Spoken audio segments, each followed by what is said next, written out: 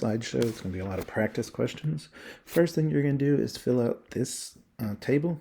You have a bunch of different elements. You're going to fill out these columns. I'm going to show you how to do one of them. So I'm going to have to get out of the big screen so I can use my drawing tool. I will do the first one. To find the symbols, you're going to need to use your periodic table. I know this is Cl. When I look up that, the atomic number for Cl is 17, which tells me the number of electrons I have.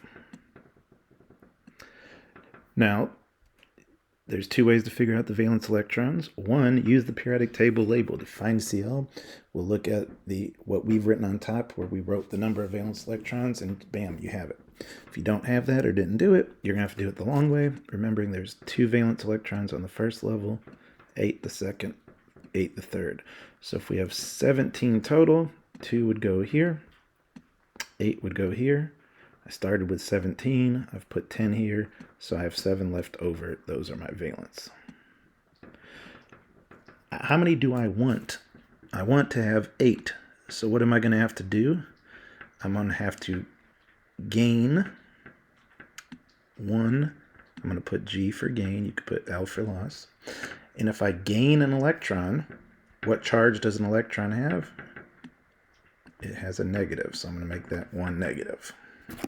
You'll do the same for the rest of these. And then once you finish that, you're going to go onto this screen. And I mean, you could cheat, I won't know, but it's not going to help you come quiz time, so it's really not worth it. Before you find the answers here, try to see if you know it. An atom that gains 1 or more electrons has what kind of charge, positive or negative?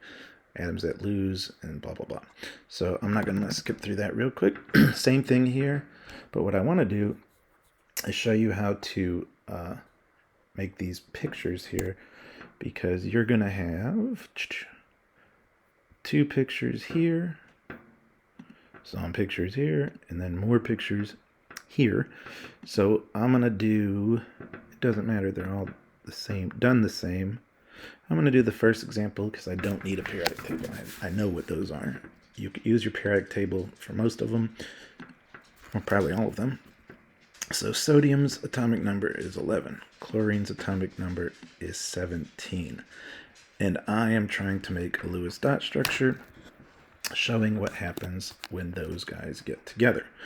All right, well, we have to figure out, kind of like we did in that table. If sodium has 11, how many valence electrons does it have? You can look it up in the table, or remember 2 and 8 leaves 1. So I'm going to write Na, but I'm not going to put the dot there this time. Because what's going to happen if I have 11? I'm going to lose an electron. And when I lose a negative, I become positive. Chlorine has, well, we already said it in the table, 7 valence electrons. So it's going to gain that 1, making it Cl negative. Well, since I have negative and positive, and it's balanced, 1 of each, I'm good. That's my answer. I'll do the same for the rest of those, and then once you finish those on this slide and the next, you'll be done.